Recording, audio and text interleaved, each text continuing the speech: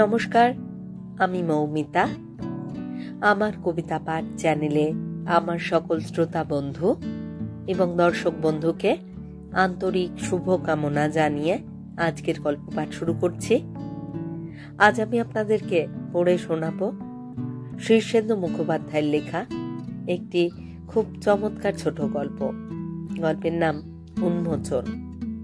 শুনতে থাকুন আজকের গল্প উন্মোচন।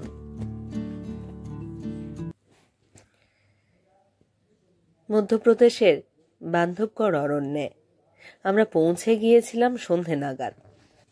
শীতের অন্ধকার তখন প্রগাঢ়। সাতনা থেকে ভাড়া করা জিপ গাড়ি আমাদের সরকারি লজের সামনে নামিয়ে দিল। ড্রাইভার হিন্দিতে বলল, अब देखिए रूम मिलता कि नहीं। আমার এবং দেবিকার অবস্থা খুব আশাপ্রদ নয়। রাস্তার ধকলের চেয়েও অনেক বেশি আমার মানসিক উদ্বেগ। সত্য বটে, দেবিকা আমার বিয়ে করা বউ, একেবারে আনকোড়া টাটকা বউ। মাত্র 4 দিন আগে বউ ভাত গেছে। এরকম অবস্থায় মানসিক উদ্বেগ থাকার কথা নয়, বরং এক আনন্দোচ্ছল উত্তেজনাই স্বাভাবিক। কিন্তু আমার আর দেবিকার মধ্যে সেরকম সম্পর্ক গড়ে ওঠেনি, ওঠা সম্ভবও নয়। বিয়ের দিন একটু গভীর রাতে দেবিকার দেহ স্পর্শ করতে গিয়ে আমি প্রথম মানসিক ধাক্কাটা খাই। একটু মৃদু স্বরে দেবিকা বলেছিল, শুনুন, আমি আপনাকে স্বামী হিসেবে গ্রহণ করতে পারবো না। অন্য একজনকে আমি এর আগেই স্বামী হিসেবে মনে মনে মেনে নিয়েছি। আমাকে মাফ করবেন। এরপর কি কি কথা হয়েছিল তার বিবরণে যাওয়ার দরকার নেই, কিন্তু আমি পড়েছিলাম এক উভয় সংকটে। দেবিকার প্রেমিক যে কে সে আমাকে তা আজও বলেনি, জানার বড় একটা দরকারও নেই। কিন্তু কথাটা জানাজানি হলে নিজের বাড়িতেও আমার মুখ দেখানোর জো থাকবে না। মধুচন্দ্রিমার কোনো কথা ছিল না, কিন্তু দেবিকা যেরকম গোঁ ধরে কাঠ হয়েছিল এবং আমাদের বাড়িতে পা দিয়েই যেভাবে সকলের সঙ্গে কাটা কাটা কথা বলছিল, তাতে আমি বুঝে যাই যে দুম করে বোমাটা ফাটতে পারে। কেলেঙ্কারির আর অবধি থাকবে না। তাহলে ওকে এক্ষুনি সরিয়ে নেওয়াই দরকার। রেলে এক বন্ধুকে ধরে তড়িঘড়ি রিজার্ভেশন করালাম সাতনার। আর এক বন্ধুর কাছে শুনেছিলাম বান্ধবগড় খুব নিরিবিলি নির্জন জায়গা, বড় সুন্দর। হঠাৎ সেই বান্ধবগড়ের কথাই আমার মাথায় এলো। টিকিট নিয়ে বাড়ি ফিরে দেবিকাকে বললাম, চলো বেরিয়ে আসি কদিন। সন্দিহান দেবিকা জিজ্ঞেস করল, কোথায়? মধ্যপ্রদেশ। কেন? এমনি, চলো, মন ভালো হবে। আপনার কোনো মতলব নেই তো? রাগ ও হতাশা চেপে রেখেই বললাম, আছে, তবে তোমার সতীত্ব হরণ করা আমার উদ্দেশ্য নয়। তবে কি? আপাতত একটা বিপজ্জনক পরিস্থিতি থেকে তোমাকে দূরে রাখা দরকার। ইচ্ছে হলে অবশ্য তুমি বাপের বাড়ি চলে যেতে পারো, কিন্তু সেটা বোধহয় দৃষ্টিকটু হবে।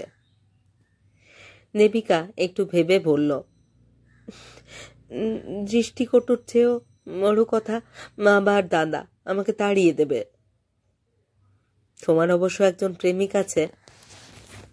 দেবিকা অত্যন্ত ঘৃণার চোখে আমার দিকে চেয়ে বলল, আছে এবং থাকবেও, তবে সে আপাতত দুবাইতে। সামনের মাসে সে ফিরে আসছে, তখন আমি আর কাউকে পরোয়া করব না। কিন্তু সে তো এখনো 1 মাস। আপাতত আমি বলি কি, তুমি একটু সরে থাকো, তাতে ভালো হবে। দেবিকা খুব একটা আপত্তি করল না। আমার মা, বাবা, বোন এবং ভাই নিয়ে জমাট সংসার। সেখানে বিয়ে করা বউ নিয়ে মধুচন্দ্রিমায় যাওয়ার প্রস্তাবটাই বেখাপ্পা। তবু আমি লজ্জার মাথাকে প্রাণের দায়েই কথাটা তুললাম। কেউ উচ্চবাচ্য করল না, তবে খুশিও হলো না। নতুন বউয়ের আচরণে সকলেই ক্ষুব্ধ, অখুশি, সন্দিহান। তার উপর মধুচন্দ্রিমার প্রস্তাব সুখকর হতে পারে না, কিন্তু আমার তো অন্য কোনো উপায় নেই। কথাটা দেবিকার বাপের বাড়িতেও পৌঁছে থাকবে। পরশু ওর দাদা রণজয় এসে আমার সঙ্গে দেখা করে আলাদা ডেকে নিয়ে গিয়ে বলল, ভাই সুবীর, ওকে নিয়ে তোমার যে প্রবলেম দেখা দিয়েছে তা তোমার মুখ দেখেই বুঝতে পারছি। যে ছেলেটার প্রতি ও ইনক্লাইন সে ডিভোর্সি। যেটা কনফিউজিং সেটা হলো ছেলেটা দুবার ডিভোর্স করেছে, আর শেষেরটা নাকি দেবিকার জন্যই। আমার মনে হয় ঘর সংসারের ব্যাপারে এরকম আনস্টেবল পাত্র বিপজ্জনক, তাই ওকে ভয় দেখিয়ে তোমার সঙ্গে বিয়ে দিয়েছি। দেবিকা সহজে ছাড়বে না অবশ্য, কিন্তু তুমিও ছেড়ো না, আমরা তো আছি। যদি না পারো তবে তাড়িয়ে দিও, আমরা দোষ দেব না তোমাকে। Let her go to dogs. আমার এত সব কিছু শোনার দরকারই ছিল না, শুনে লাভও হলো না কিছু। অনিচ্ছুক এই মহিলাকে নিয়ে তাই গতকাল সন্ধ্যের ট্রেনে বেরিয়ে পড়েছিলাম। আজ দুপুরের কিছু পরে সাতনা পৌঁছে জিপ ভাড়া করি। কোথায় যাচ্ছি সেখানে আশ্রয় মিলবে কিনা জানি না, শুধু বান্ধবগড় নামটা ভরসা করে আসা গেছে এত দূর। চারিদিকে দুর্দান্ত শীতার্ত অন্ধকার বনভূমি। এত নিপাট নির্জনতা বহুকাল টের পাইনি। সেই অন্ধকার বনচ্ছায়ার অনেকটা জায়গা জুড়ে ছড়ানো ছোট ছোট কুঠি। অফিস ঘরে উজ্জ্বল আলো জ্বলা সত্ত্বেও সবটা কেমন ছমছমে ভুতুড়ে। এলো হোয়াইট টাইগার লজ, সরকারি অরণ্য আবাস। দেবিকা জিপ থেকে নেমে চারিদিকে তাকাচ্ছিল। অন্ধকার বলে ওর মুখের ভাব বুঝলাম না। বোধহয় সেটা সুখের নয়, কারণ গাড়িতে উঠে অবধি এই পর্যন্ত আমার সঙ্গে ওর গুণাগুন্তি কয়েকটা মাত্র কথা হয়েছে, তাও কেজো কথা।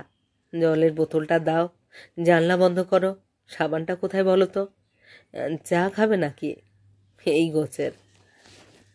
আমি ড্রাইভারকে সঙ্গে নিয়ে অফিস ঘরের দিকে এগোলাম। ম্যানেজার অল্প বয়সী, ইউপির লোক, ছিমছাম চেহারা। অ্যাডভান্স বুকিং নেই শুনে একটু হাসল, বলল, कोई बात नहीं, ठहर जाइए, रूम है। বাজলাম। আধ ঘন্টার মধ্যে জিনিসপত্র নিয়ে একটা বেশ বড় এবং সাজানো ঘরে ঢুকে পড়া গেল।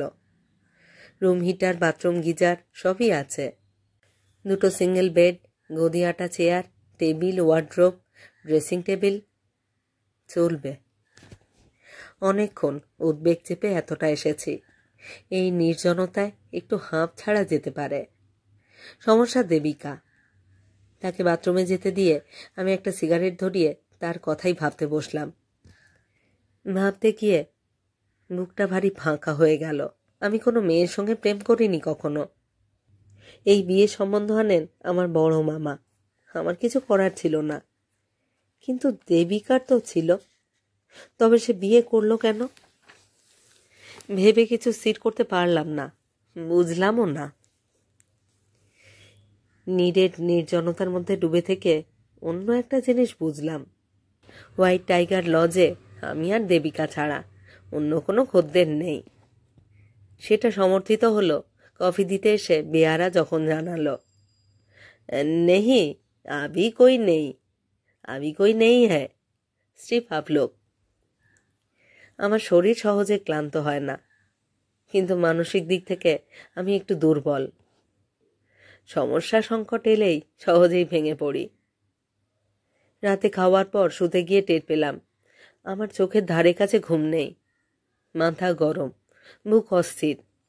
দেবিকা ঘুমিয়েছে, শ্বাসের শব্দে বুঝতে পারছি। দুটো মশারির বাধা ভেদ করে মুখ দেখতে পাচ্ছি না সামান্য রাত আলোর আভায়। ঘুমুক। খুব কাছে পিঠে একটা করুণ ফেউয়ের ডাক শোনা গেল। বান্ধবগড়ে বাঘ আছে বড় কম নয়, বেশিরভাগই রয়্যাল বেঙ্গল। জঙ্গলের এত কাছে থাকাটা কি নিরাপদ হবে ভেবেই ফের মনে মনে হাসলাম। কি একটা কথা আছে না, বনের বাঘে খায় না, মনের বাঘে খায়। সবচেয়ে বড় নরখাদক সেই মনটাকে নিয়েই তো শুয়ে আছি। রাত যত গভীর হয় ততই অস্থিরতা বাড়তে থাকে। এপাশ ওপাশ করতে থাকি, উঠে সিগারেট খাই আর শীত গায়ে মাখি। ঘন ঘন বাথরুমে যাই। নিশ্চয়ই তাতে কিছু শব্দ হয়ে থাকবে, কিন্তু সেই শব্দে দেবিকার ঘুম ভাঙল না।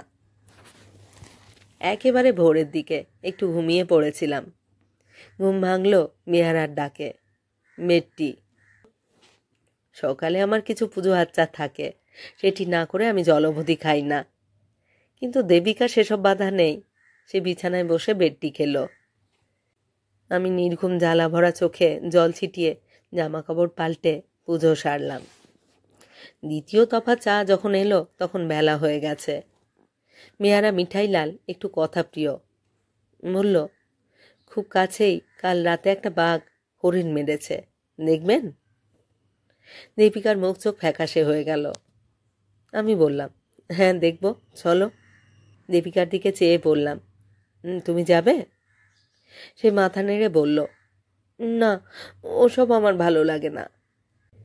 জঙ্গল, প্রকৃতি এসব যে দেবিকার ভালো লাগে না তা ওর মুখ দেখলেই টের পাওয়া যায়। শহরের মেয়ে বলেও বটে, কল্পনা শক্তির অভাব এবং মানসিক স্থৈর্য না থাকার ফলেও বটে। ঘর থেকে বেরোলেই অদূরে চরণগঙ্গা নামক পাহাড়ি ঝর্ণার ধারায় বয়ে যাওয়া ছোট্ট নদীটি চোখে পড়ে। জল সামান্যই। হেঁটে অনায়াসে পার হয়ে খানিক দূর গিয়েই একটা বাঁশঝোপের পাশে চতুর্শিঙ্গা হরিণটিকে পড়ে থাকতে দেখলাম। মুন্ডু, চামড়া আর পাঁজরের হাড়ে তখনও রক্ত লেগে আছে। এখানকার বাঘ মানুষকে খায় না? মিঠাইলাল বলল, না, শেরের সঙ্গে আমাদের প্রায়ই দেখা হয়। তখন কি করো? দাঁড়িয়ে যায়। শের কখনো একটু তাকায়, তারপর হেঁটে চলে যায়। আমি ডান দিক থেকে তাকিয়ে দেখলাম, যতদূর দেখা যায় এক আদিম অকৃত্রিম অরণ্য ছড়িয়ে আছে। আপাতত কিছু বিকট চেহারার হনুমানের দাপাদাপি এবং পাখির ডাক ছাড়া আর বিশেষ কিছু আন্দোলন নেই। ফিরে এসে দেখি দেবিকা ব্রেকফাস্ট শেষ করে সাজতে বসেছে। এই জঙ্গলে তার সাজকে দেখবে তা ভাবনার বিষয়। তবে মেয়েরা তো এমনিতেই সাজে। সম্পর্কটা ভালো হলে রসিকতা করে বলতাম, কি মালহোত্রার জন্য সাজছ নাকি? মালহোত্রা এই লজের ম্যানেজার। ব্রেকফাস্ট নিয়ে আর একবার যখন বেয়ারা এলো তখন সঙ্গে মালহোত্রা সাহেবও এলেন। হেসে বললেন, শুধু ঘরে বসে থাকবেন নাকি? জঙ্গলে যাবেন না? I have 2 jeeps and 2 elephants for hire. সকালে জিপ নিয়ে বেরিয়ে পড়ুন, বিকেলে হাতি। আমি দেবিকার দিকে তাকাতেই দেবিকা বলল, আপনি যাবেন তো যান, বুথের গাছপালা দেখে বেড়াতে আমার ভালো লাগে না। আমাকে ওসবের মধ্যে টানবেন না। মালহোত্রা কিছু বুঝল, কি বুঝলো তা জানি না, তবে তার মুখ থেকে হাসিটা মুছে গেল। আমি বললাম, আমি যাব। Get the jeep ready. ঠিক আছে বলে মালহোত্রা চলে গেল। আমি চট করে পোশাক পাল্টে উঠে পড়লাম। দেবিকা বলল, আপনার দেরি হলে আমি কিন্তু লাঞ্চ খেয়ে নেব। নিও। লাঞ্চের অর্ডার দিলেন না? তুমি দাও, যা খুশি। জিপে চেপে জঙ্গলের প্রহরা এবং ফটক পার হয়ে যখন মেঠে রাস্তা ধরলাম তখন ব্যক্তিগত সংকট ভুলে যেতে কয়েক মিনিটের বেশি লাগলো না। 22টি নাতি উচ্চ পাহাড় জুড়ে উচ্চাবচ বিস্তীর্ণ বনভূমি, সম্বর, চতুর্শিঙ্গা, ফাক্কার, নীলগাই, বাইসন অবিরল চোখে পড়ে। আর আছে পাখি, অজস্র, অসংখ্য, হরেক রকমের। ঘাস, বন, বাঁশঝাড়, আমলকি আর হরিতকির গাছ তো অসংখ্য। শালবনের ফাঁকে ফাঁকে দাঁড়িয়ে আছে আরও অজস্র ধরনের মহিরুহ।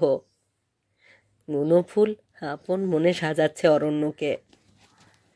প্রকৃতির মধ্যে এই যে আত্মভগ্ন একটা ক্রিয়া চলেছে তার সঙ্গে মিশে আছে এক বৈরাগ্য এবং নির্বিকার ভাবও। এই প্রাকৃত পরিবেশে প্রাণের খেলাটি চলেছে আপনার মধ্যেই, কাউকে দেখানোর জন্য নয়, আকর্ষণ করবার জন্যও নয়। আমরা এক সময় এই উদাসী অরণ্যেই চারণ করে ফিরতাম। আজও হয়তো রক্তে সেই আদিম অরণ্যচারীর উত্তরাধিকার একটু একটু রয়ে গেছে। তাই বনভূমি আমাকে টানে। মনের মধ্যে ইতস্তত ছড়ানো ছোট ছোট টিলা, মস্ত মস্ত প্রস্তরখণ্ড, সেগুলোকে কেটে কেটে অসংখ্য গুহা তৈরি করেছিল কবে যেন। দেয়ালের গায়ে প্রাচীন সব শিলালেখ, কিছু অপটু খোদাইয়ের কাজ। অবশ্য শিল্পকর্ম আছে মুষ্টিমেয় কয়েকটি গুহাতেই। কোথাও গুহা এতই নিচু যে হামাগুড়ি না দিয়ে ঢোকা যায় না। এইসব আশ্রয়স্থলের প্রাচীনত্ব নিয়ে নানান কিংবদন্তি আছে। সেসব কিংবদন্তির কথা থাক, এইসব শীতল শ্যাওলা ধরা নির্জন ও পরিত্যক্ত গুহাগুলি আমাকে এক প্রাচীন বাতাবরণ দিয়ে আচ্ছাদিত এবং উন্মনা করে দিল। বর্তমান আর স্পর্শ করছিল না আমাকে। জিপ থেকে নেমে অরণ্যরক্ষীর সঙ্গে অনেকটা পথ বাঘের থাবার ছাপ অনুসরণ করলাম। নামতে হলো এক পাকদণ্ডির পথ বেয়ে খানিকটা নিচে। মাথার উপর প্রকাণ্ড এক পাথরের চ্যাপ্টা চাই ছাদ তৈরি করেছে। তলায় ছিমছাম দুদিক খোলা একটি ঘর যেন। সেখানে বালির উপরে বাঘের প্রকাণ্ড থাবার সুস্পষ্ট ছাপ দেখা গেল। একটু আগেও ছিলেন এইখানে, এখন স্থানান্তরে গেছেন। একটু জঙ্গল ভেঙে খানিক উঠে আর একটি গুপ্ত ক্ষুদ্রকায় গুহার মধ্যে বহু পুরনো এক দেবী মূর্তি দর্শন করা গেল। পুজো হয় না, কিন্তু সেই প্রাকৃতিক দেবালয়টিকে বেশ পরিচ্ছন্ন করে রাখে অরণ্য প্রহরীরা। জিপ জঙ্গল চিরে এগিয়ে গেল অনেকটা। মাঝে মাঝে ওয়াচ টাওয়ার, আর এখানে সেখানে হাসিল করা জায়গায় 4টি দণ্ডের উপর 4টি লবণের চাই। চৌকো সাদা এই লবণ পশুদের এক অত্যাবশ্যক খাদ্য। এক দুর্গম পাকদণ্ডি পেয়ে জিপ উঠতে লাগল। অনেকটা উঠে যে জায়গায় এসে থামল, সেখানে গিয়ে দাঁড়ালেই প্রশান্তিতে মন ভরে যায়। চারিদিকে গাছগাছালির মধ্যে এক মনোরম কুণ্ড। চরণগঙ্গার উৎস এই কুণ্ডে পাহাড় বেয়ে অনেক শীর্ণকায়া জলধারা নেমে এসে তাদের সর্বস্ব নিবেদন করেছে। রেওয়ার রাজারা কুণ্ডটি বাঁধিয়ে দিয়েছেন। সেই জলশয্যায় প্রায় 20 ফুট আকারের বিশাল বিষ্ণুমূর্তি শুয়ে আছেন অনন্ত শয্যায়। শিল্পকর্ম খুব উঁচু দরের নয়, কিন্তু মূর্তির বিশালতা, চারিদিকে জলধারা এবং প্রাকৃতিক আলো ছায়াময় পরিবেশে সেই মূর্তির মধ্যে এক ভিন্ন মাত্রা সঞ্চারিত করেছে। সামনে চড়াই, 2 কিলোমিটার হেঁটে উঠলে তবে সেই বিস্তৃত প্রাচীন দুর্গ। আমি থামলাম না। প্রায় 2000 বছর আগে তৈরি দুর্গটি আজ পরিত্যক্ত, জীর্ণ প্রায়। একটি বিশাল অপচয়ের প্রতীক হিসেবে আজও দাঁড়িয়ে আছে বটে, কিন্তু একটু একটু করে খসে যাচ্ছে তার ইতিহাস, তার বৈভব, তার ঐতিহ্যময় ইতিহাস। সেই বিশাল দুর্গে এখন একজন মাত্র মানুষ থাকেন। তাকে কেউ সেখানে থাকতে বলেনি, কোনো তেমন স্বার্থও নেই তার। দুর্গের বিগ্রহটির নিত্য পূজার কাজ তিনি স্বেচ্ছায় গ্রহণ করেছেন। 50 ঊর্ধ্ব গ্রাম্য ব্রাহ্মণ রামপ্রসাদ শুধুমাত্র ধূপকাঠি কেনবার জন্য রেওয়ার রাজ এস্টেট থেকে মাসে মাত্র 38 টাকা পান। তাতে সংসার দূরে থাকুক, 1 সপ্তাহের খোরাকিও হয় না। রামপ্রসাদকে অগত্যা বনের ফলমূল এবং গ্রামবাসীদের দাক্ষিণের উপরে নির্ভর করতে হয়। তবে রামপ্রসাদ যে দুঃসাহসী জীবনযাপন করেন এ কথা বলতেই হয়। চারিদিকে বাঘ ও নানা সাপদ সংকুল অরণ্য। 10 কিলোমিটারের মধ্যে লোকালয় নেই। সেই সুপ্রাচীন দুর্গে একেবারে একা থাকার জন্য যতটা নির্বিকার উদাসীন হতে হয়, তিনি ততটাই। তার সম্পর্কে গ্রামে কিংবদন্তি আছে যে স্বয়ং ভগবান তাকে খাবার যোগান দেন। প্রায় 17 কিলোমিটার দূরে এক গাঁয়ে রামপ্রসাদের বাড়ি। বউ বাচ্চা সব গাঁয়েই থাকে। রামপ্রসাদ মাঝে মাঝে যান।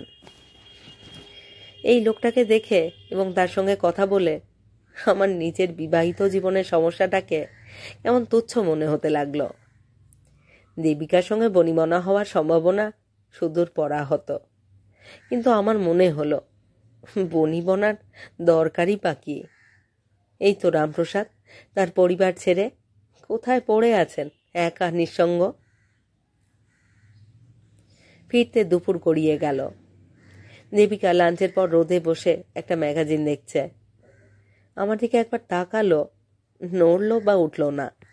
গরম জলে স্নান সেরে আমি সামান্য একটু মুখে দিলাম। ভিতরটা রমরম করছে এক অনাস্বাদিতপূর্ব আনন্দে। রাতে ভালো ঘুম হয়নি বলেই খাবার পরই চোখ জড়িয়ে এলো। মালহোত্রা এসে ডেকে তুলল মেলা 3টে। চলুন, হাতি তৈরি। ছটপট প্রস্তুত হয়ে বেরিয়ে পড়া গেল। বলা বাহুল্য, এবারও দেবিকা গেল না। একটা খাড়াই বেয়ে বিপজ্জনক পথে হাতি আমাকে পিঠে নিয়ে জঙ্গলে নেমে পড়ল। এবার পথ নয়, বিপথে। ঝোপ ভেঙে, ঝাড় টেলে, ঘাসবন জলা পেরিয়ে হাতি চলল অরণ্যের কুমারী গর্ভে। সেখানে বুনো শুয়োর, হরিণ, বাইসন পালে পালে ঘুরছে, চড়ছে।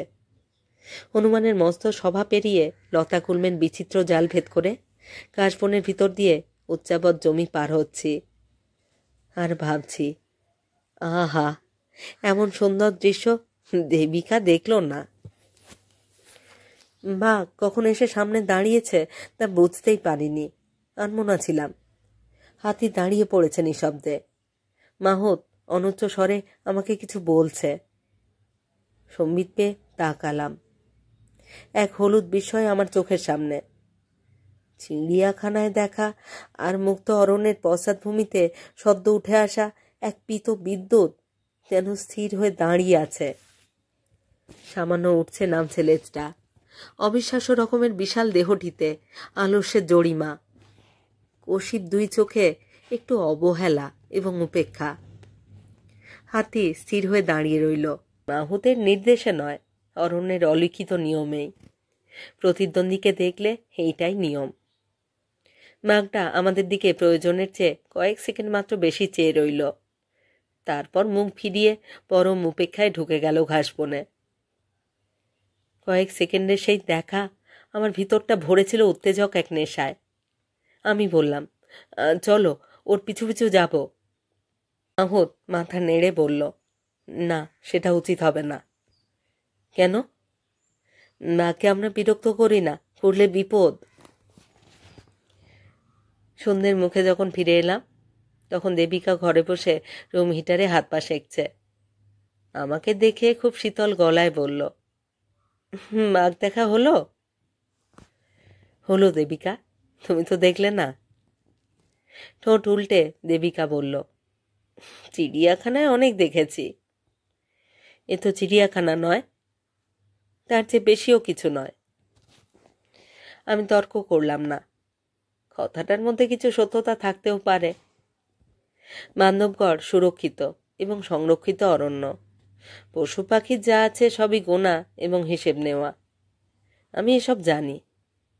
তবু মাদকতাও কিছু কম নেই অরণ্যে। হাত মুখ ধুয়ে চা খেয়ে কম্বলটি গায়ে চাপিয়ে যখন বসলাম তখন শরীরে এক অপরিসীম ক্লান্তি। দেবিকা ডাকল, শুনছেন? ঘুমের একটা চটকা ভেঙে চমকে উঠলাম। কি? আপনি আর কতদিন এখানে কাটাতে চান? একটা হাই তুলে বলি, তোমার কি ফিরে যেতে ইচ্ছে করছে? তা নয়, ভাবছি 1 গাড়ি টাকা খরচ করে জঙ্গলে থাকার মানেটা কি?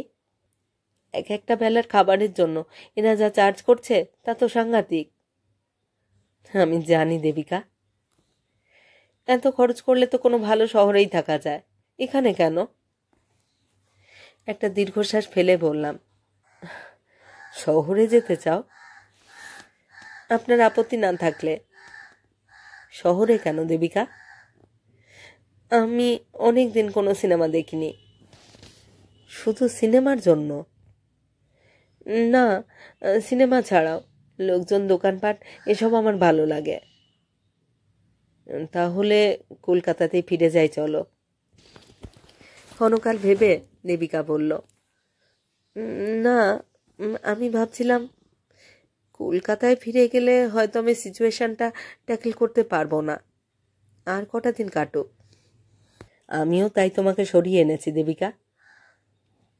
আপনার কি মনে হয় প্রবলেমটা কেটে যাবে? আমি মাথা নেড়ে বলি, প্রবলেম নয়, সময়টা কাটবে। তোমার প্রেমিক ফিরে এলেই তো আমার ছুটি। শুধু ততদিন অপেক্ষা। যতটা সময় বাইরে কাটানো যায় ততই মঙ্গল। দেবিকা স্থির চোখে আমার দিকে কিছুক্ষণ চেয়ে রইল, তারপর বলল, আপনি আমাকে দখল করবার চেষ্টা করেননি বলে ধন্যবাদ, অনেক ধন্যবাদ। আমি মনে মনে হাসলাম। বলতে নেই, দেবিকা বেশ লাবণ্যময়ী।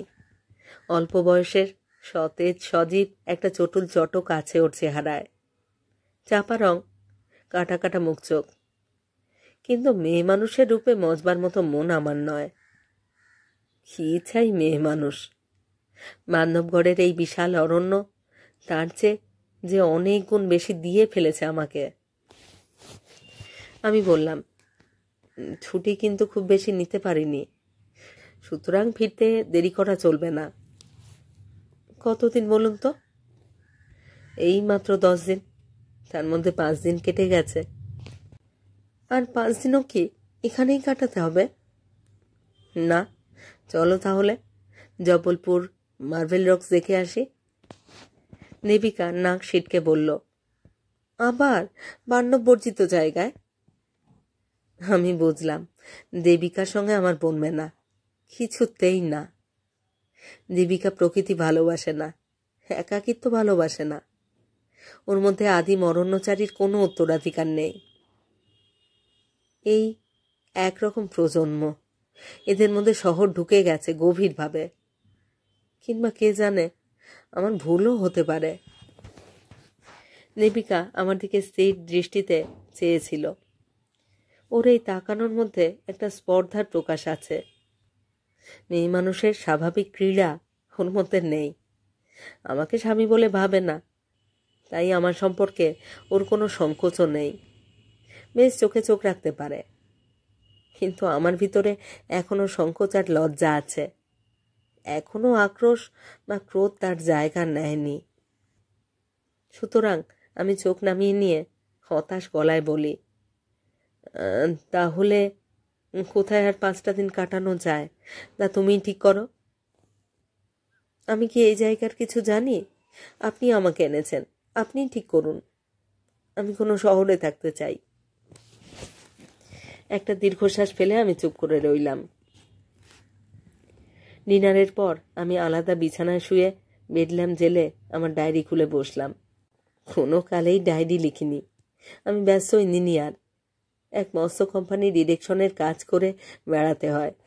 ছুটি পাই না, অবকাশ কম। তবু আজ ডায়েরি লিখতে ইচ্ছে করছিল। বান্ধবগড় অরণ্যের সম্মোহন আমাকে কেবলই বলছে, লিখে রাখো, লিখে রাখো, ভুলে যেও না। লিখতে লিখতেই টের পাচ্ছিলাম দেবিকা কম্বলের মধ্যে খুব এপাশ ওপাশ করছে। বারবার কম্বল সরিয়ে উঠে যাচ্ছে, জল খাচ্ছে। আমি ওর দিকে না তাকানোর চেষ্টা করছিলাম। দেবিকা হঠাৎ প্রশ্ন করল, কি লিখছেন? ডায়েরি। বাতি জ্বালানো থাকলে আমার ঘুম হয় না। আচ্ছা, নিভিয়ে দিচ্ছি বলে আমি সুইচের দিকে হাত বাড়াই। দেবিকা বলল, আচ্ছা থাক, লিখুন, আমিও বরং কিছু লিখি। কি লিখবে? একটা চিঠি। হো। দেবিকা হাসল। হঠাৎ কিছু লঘু স্বরে বলল, না না, দুবাইতে নয়, বাবাকে। আমি চমকে উঠলাম। কি দুঃসাহস, কতখানি নির্লজ্জতা! কিন্তু কিছুই আমার বলবার নেই। চুপ করে ডায়েরির দিকে চেয়ে রইলাম। দেবিকা খাম বের করলো, প্যাড বের করলো, অনেকক্ষণ ধরে চিঠি লিখলো বিছানায় বসে। আমি আবার ডায়েরির লেখায় ডুবে গেলাম। কেন লিখছি জানি না। আমি ভ্রমণ কাহিনী লিখব না, উপন্যাস লিখব না, কোনো দিন আমার কোনো বইও বেরোবে না। তবে লিখছি কেন? এই কথার জবাব দিতে হয়েছিল কয়েক ঘন্টা পর। দেবিকা শুয়ে পড়বার পরও ঘণ্টাখানেক ডায়েরি লিখে শুয়ে পড়লাম। শরীর ক্লান্ত ছিল, আজ ঘুম আসতে দেরি হলো না। গাঢ় গভীর ঘুমের মধ্যে আকীর্ণ হয়ে রইল আরণ্যক নানা দৃশ্য ও শব্দ। সহজে ভাঙার মতো পলকা ছিল না ঘুমটা। তবু হঠাৎ ঘুম ভাঙল। চমকে উঠে বসতে হলো। দেবিকার বিছানার পাশে বেড ল্যাম্প জ্বলছে। নিবিষ্ট হয়ে কি যেন পড়ছে দেবিকা। উঠে বসলাম। মালিশের পাশে রাখা আমার ডায়েরিটা নেই। দেবিকা? দেবিকা মুখ ফেরালো। অবাক হয়ে দেখি ওর চোখ ভেসে যাচ্ছে জলে। ধরা গলায় বলল, আপনি আপনি কি সুন্দর লেখেন, কি করুন, কি অদ্ভুত। আমি চুপ। কার জন্য লিখেছেন আপনি? একটু হেসে বললাম, বোধহয় তোমার জন্যই।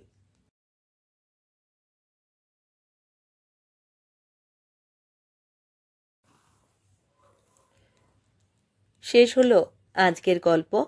শীর্ষেন্দু মুখোপাধ্যায়ের লেখা গল্প উন্মোচন। খুব সুন্দর একটি গল্প। কেমন লাগলো আজকের গল্পটি? কেমন লাগলো আমার পাঠ এবং পরিবেশনা? তা অবশ্যই কমেন্ট বক্সে আমাকে লিখে জানান। আপনাদের মতামত জানবার অপেক্ষায় রইলাম। রোজকারই মতো আমার পুরনো কথাগুলি একবার সংক্ষেপে বলে নিচ্ছি। আমার কবিতা পাঠ চ্যানেলে যারা নিয়মিত আমার গল্প পাঠ শুনছেন এবং নিয়মিত কমেন্ট করে আমাকে উৎসাহিত করছেন, তাদের জানাই আমার আন্তরিক ধন্যবাদ। যদি আমার গল্প নির্বাচন এবং পাঠ আপনাদের ভালো লাগে, অবশ্যই একটি লাইক করবেন এবং গল্পগুলিকে আপনাদের প্রিয়জনের মধ্যে শেয়ার করতে ভুলবেন না। আর আপনারা যারা এখনো আমার কবিতা পাঠ চ্যানেলটি সাবস্ক্রাইব করেননি, তাদের অনুরোধ সাবস্ক্রাইব করে সাথে থাকার। শীর্ষেন্দু মুখোপাধ্যায় আরও অনেক সুন্দর গল্প আমি আমার চ্যানেলে পড়েছি। শুনুন শীর্ষেন্দু মুখোপাধ্যায়ের দূরত্ব। শুনলে অবশ্যই আপনাদের মত জানাতে ভুল করবেন না। আপনাদের একটি মতামত আমার কাছে অনেক মূল্যবান। সবাই ভালো থাকুন আর থাকুন পরের গল্পের অপেক্ষায়।